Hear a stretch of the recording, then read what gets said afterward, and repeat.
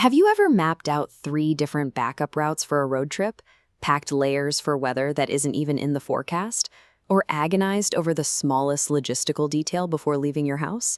These habits often attract labels like control freak or anxious. People often suggest you just relax, assuming the preparation is a reaction to fear. Compare that to the person who prefers to wing it. They show up with zero plans, seemingly radiating a relaxed, effortless confidence. This graph illustrates the Dunning-Kruger effect, where confidence and competence are inversely related at early stages. Notice this massive spike of confidence at the lowest end of competence.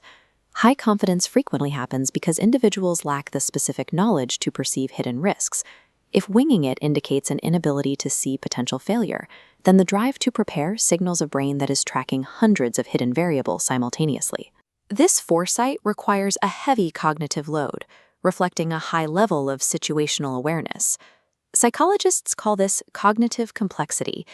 Your brain is naturally wired to examine a situation from every angle before committing to an action. A standard mind processes tasks linearly, from point A to point B. For the over-preparer, that path violently branches into a massive, interconnected web of hidden consequences, known as hyperconnectivity. This model remains active until the brain identifies every potential failure point. You are constantly gathering variables, analyzing minor details, and predicting chaos before you even finalize a decision. This data-gathering phase allows a high-functioning brain to select the safest outcome by simulating dozens of scenarios in advance. Beyond raw intelligence, chronic preparation often functions as a deep psychological adaptation.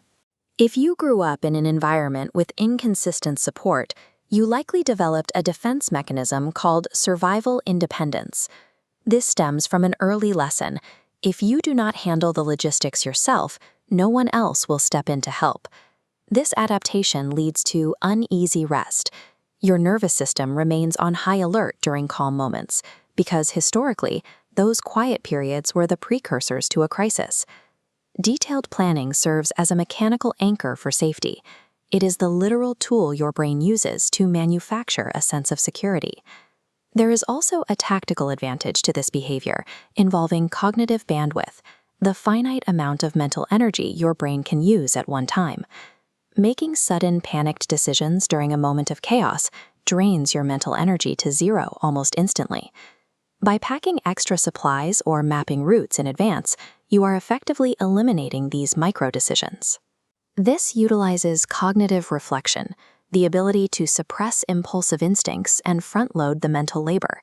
By completing the heavy lifting early, you preserve your bandwidth.